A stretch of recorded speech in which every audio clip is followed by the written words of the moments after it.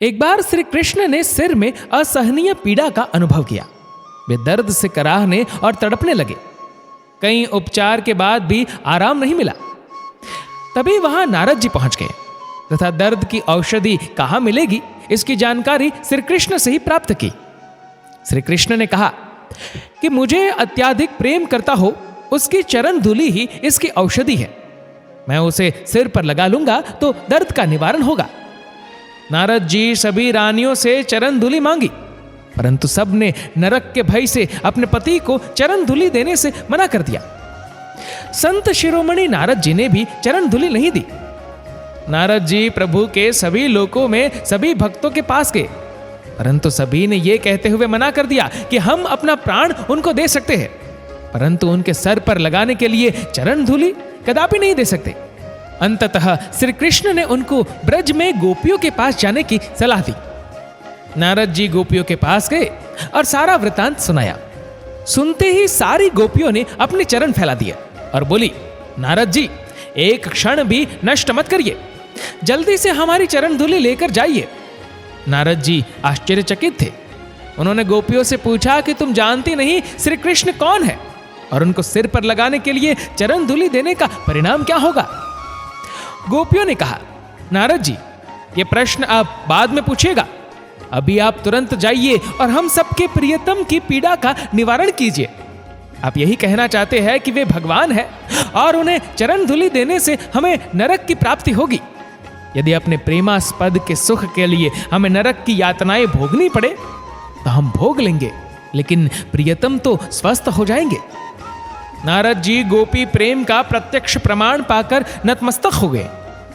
गोपियां इतनी निष्काम है, लोग नरक की यातनाओं से डरते हैं, परंतु गोपियां तो श्री कृष्ण के सुख के लिए नरक स्वीकार करने को तत्पर है। नारद जी ने पहले उनकी चरण रज अपने माथे पर लगाई, फिर द्वारिका पहुंचे। जब रानियों ने गोपियों के निष्काम प्रेम की कथा सुनी तब उन्हें गोपियों के प्रति श्री कृष्ण के असीम अनुराग का रहस्य ज्ञात हुआ। एक बार श्री कृष्ण अपनी रानियों के साथ गंगा जी में स्नान करने सिद्धाश्रम गए। संयोगवश वहां श्री राधा रानी भी उसी समय अपने हजारों सखियों के साथ गंगा स्नान करने पहुंची। रुक्मणी जी ने श्री राधा रानी के अद्भुत सौंदर्य के बारे में सुना था। जब उन्हें यह पता चला तो वे राधा रानी से मिलने के लिए उत्सुक होने लगी। उन्होंने श्री राधा रानी को अपने परिसर में आमंत्रित किया, जिसे श्री राधा रानी ने स्वीकार कर लिया।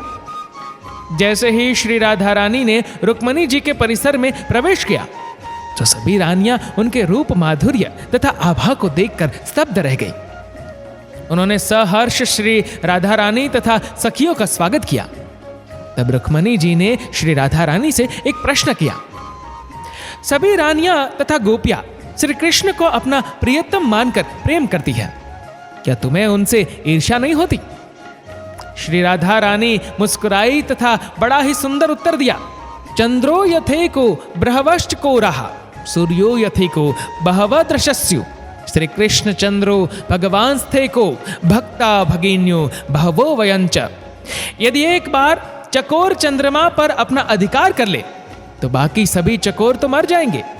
मेरी प्यारी बहनों, चंद्रमा तो केवल एक ही है, परंतु चकोर तो बहुत है। कल्पना कीजिए, यदि एक चकोर चंद्रमा पर अपना अधिकार कर ले तो बाकी सभी चकोर तो मर जाएंगे। इसी प्रकार सूर्य एक है, हम सभी उसी के प्रकाश से दृष्टि पाते हैं। यदि कोई एक सूर्य पर अधिकार कर ले तो बाकी सब नेत्रहीन हो जाएंगे। संक्षेप में कहे, श्री कृष्ण ही प्रेम तत्व हैं।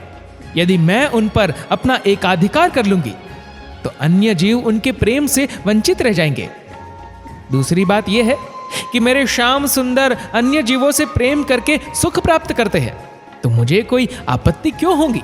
इन उदाहरणों से अब आप ये समझ गए होंगे कि माइक प्रेम की तुलना श्री राधा रानी व गोपियों के प्रेम से नहीं की जा सकती। दोस्तों, इस वीडियो को लेकर आपकी क्या राय है नीचे कमेंट करके जरूर बताएगा। और अगर आपको ये वीडियो अच्छा लगा हो तो इस वीडियो को लाइक करेगा, शेयर करेगा ज्यादा से ज्यादा लोगों तक। और ऐसी ही और भी पौराणिक कथाओं के लिए सब्सक्राइब करें हमारे यूट्यूब चैनल को और फेसबुक पर फॉलो करें हमारे पेज को। धन्यवाद।